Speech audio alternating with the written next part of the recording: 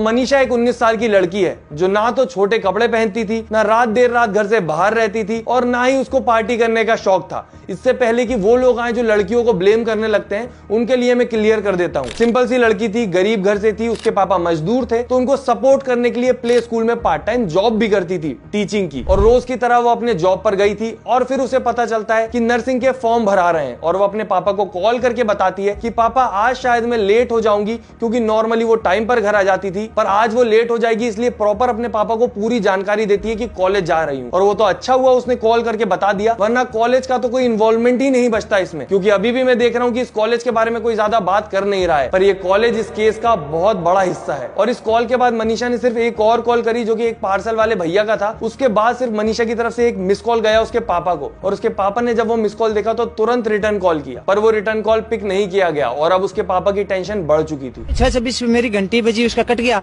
फिर मैंने 6:26 मतलब पूरी नहीं हुई थी, कुछ सेकंड बची हुई थी, मैंने उसके साथ अपना फोन उठाया, साथ ही साथ कॉल किया, फोन बंद था। कल रात में उसका फोन 12:04-5 के ऊपर ऑन हुआ है, उसके बाद बंद हो गया है। दोबारा हमने कॉल किया तो फिर स्विच ऑफ हो गया है। अब आप बोलोगे जब उसके पापा को टेंशन हुई तो पुलिस को कॉल करते या फिर खुद जाके देखते। उसके पापा ने दोनों काम किए, वो खुद भी गए वहां पर और उन्होंने पुलिस को भी कॉल किया और पुलिस आई भी। और जैसा कि जानकारी मिल रही है, जैसे ही पुलिस उस कॉलेज में पहुंची जहां पर मनीषा जा रही थी, तो पुलिस वहां पर 3-4 लोगों को देखती है, वहीं के कर्मचारी जो कि नशे में धुत थे।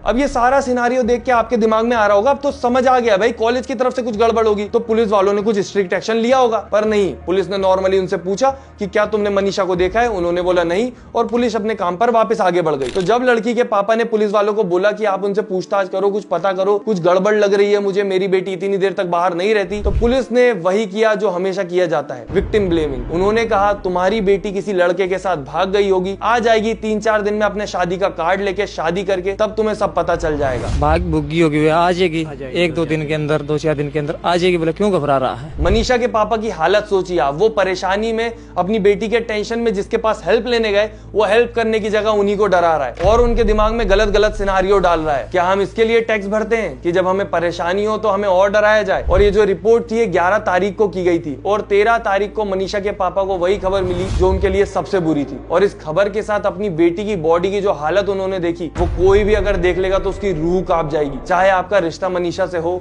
या ना हो। फेस पर स्किन नहीं है, जैसे तेजाब डाला हो। जिस नली से हम सांस लेते हैं वो सांस नली गायब है। जिससे हमारा खाना पेट में जाता है वो खाने की नली गायब है। किडनी नहीं है बॉडी में और शरीर से बच्चेदानी भी गायब है। आप सोच के देखिए, जब उसके पापा ने या उसकी फैमिली वालों ने ये सब देखा होगा तो क्या फील किया होगा। पोस्टमार्टम को मैं पढ़ नहीं पाया, इतना यानी भीतर के ऑर्गन गायब है। सच्चाई तो ये है, उसकी बच्चेदानी गायब है, उसकी किडनियां गायब है। 1-2 किलोमीटर के अंदर अंदर ऐसा क्या हो गया कि आसमान से अपराधी उतर गए?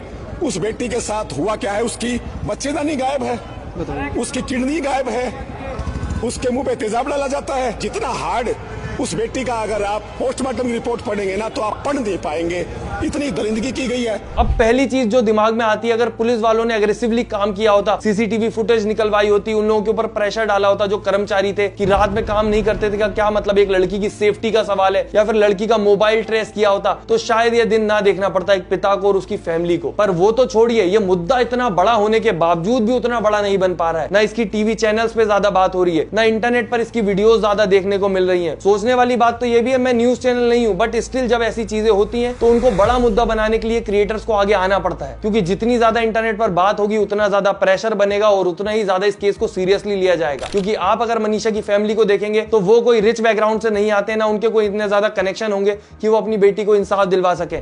आपको और हमें ही आगे आना होगा। आज 19 तारीख हो चुकी है, 8 दिन बीत चुके हैं। इंसाफ के नाम पर वो जो पुलिसमैन थे, अलग अलग पोस्ट के, उनको ट्रांसफर किया गया है या फिर सस्पेंड किया गया है। और जो फाइनल रिपोर्ट आई है वो आपका नजरिया पूरे केस को लेकर एकदम ही बदल देगी। जो हमारे पास अब तक की रिपोर्ट आई है उसमें पॉइजन आया है और उसमें कोई उसको इंजरी के मार्क नहीं आए। जो सेक्टुअल एरियाज में उसके जो थे वो कुछ भी नहीं आया, सीमेंट नेगेटिव आया उसका। बाकी हड्डियां उसकी इरेगुलर थी, तो कोई शार्प वेपन का इस्तेमाल उसमें नहीं लगा। ये भी बताया गया है कि धारदार हथियार से भी हत्या की गई है, क्योंकि गला भी रेता गया है। वो उसमें धारदार हथियार की कोई भी एविडेंस नहीं है। मतलब जितनी भी बातें चल रही थी कि उसके साथ पहले गलत किया गया फिर उसको खत्म किया गया, वो सारी बातें गलत हैं। इस रिपोर्ट ने सारी ही बातें झुठला दी हैं। इनका कहना है लड़की ने कीटनाशक खाकर खुद को खत्म कर लिया। अब यहाँ पर आप उस वीडियो को याद कीजिए जो मैंने आपको एकदम शुरू में दिखाई थी, जहाँ पर एक पिता पूरे भरोसे के साथ बोल रहा था कि मेरी बेटी ऐसा कर ही नहीं सकती। और आप अब ये वीडियो देखिए जो अभी रिसेंट में आई है। हमने जो कमेटी ने फैसला लिया है सारे समाज को इकट्ठा देख करके अपने हित में ही लिया है, और कमेटी का फैसला ये है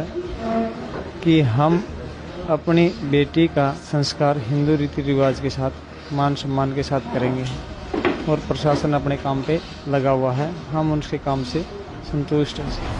अब मैं कुछ नहीं बोल रहा, आप सोचिए ये पिता जो अपनी बेटी को इंसाफ मिलने से पहले उसका अंतिम संस्कार करने को तक रेडी नहीं था कि जब तक मुजरिम नहीं पकड़ा जाएगा, केस खत्म नहीं होगा, मैं अपनी बेटी का अंतिम संस्कार नहीं करूंगा, उसकी बॉडी ज्यों की त्यों रखे रखूंगा। वो एकदम से रेडी क्यों हो गया? क्योंकि वो गरीब आदमी है, एक मजदूर है। प्रशासन या फिर जो लोग इस केस में इन्वॉल्व है उनके अगेंस्ट नहीं जा सकता, वरना जो बाकी फैमिली है उनका भी जीना मुश्किल हो जाएगा। और मैं जो वीडियो बना रहा हूँ मुझे भी परेशानी हो सकती है, बट स्टिल जो जरूरी है वो जरूरी है, क्योंकि एक इंसान को इतना मजबूर देखकर मैं अपनी आंखें नहीं फेर सकता। और अगर बात करें रिपोर्ट की, तो अगर उस लड़की को कीटनाशक खाना था तो अपने गांव में भी खा सकती थी, उसको वही गांव मिला। और कीटनाशक खाने के बाद जो उसके बॉडी पार्ट्स गायब हुए वो उसने खुद निकाले थे खाने से पहले या खाने के बाद निकाले। और फेस की जो स्किन गायब है, जैसे तेजाब गिरा हो, वो भी उसने खुद कर लिया। और इन सब चीजों का जवाब मिलता है कि जंगली जानवरों ने किया है। ये सब सोच के देखिए आप एक बार, आपकी जो बुद्धि है वो शर्मा जाएगी। एक्चुअल दिमाग का काम ये होता कि कॉलेज से सीसीटीवी फुटेज निकाले जाते, पर नहीं, कॉलेज वालों ने बोल दिया हमारे पास फुटेज नहीं है, या जो है उसमें कुछ भी नहीं दिख रहा है, बट स्टिल एक्सेप्ट कर ली गई है। खाली वीडियोस एक्सेप्ट कर ली गई हैं। उन कॉलेज वालों स्टाफ ने कुछ भी किया है तो उन्होंने कैमरे की फुटेज बाद में दिखाई है? अब तक नहीं दिखाई दिखा दीजिए। वो टाइम मतलब 2 बजे के बाद 3 बजे तक बिल्कुल खाली दिखा दिया वो कैमरा। उन्होंने कुछ दिखाया नहीं है, कुछ नहीं दिखाया। और मैं तो सर वो चिप गलनी चाहिए, मेरा तो नहीं गली। पूरा दावा ये है खाली है कि वो कैमरा। उस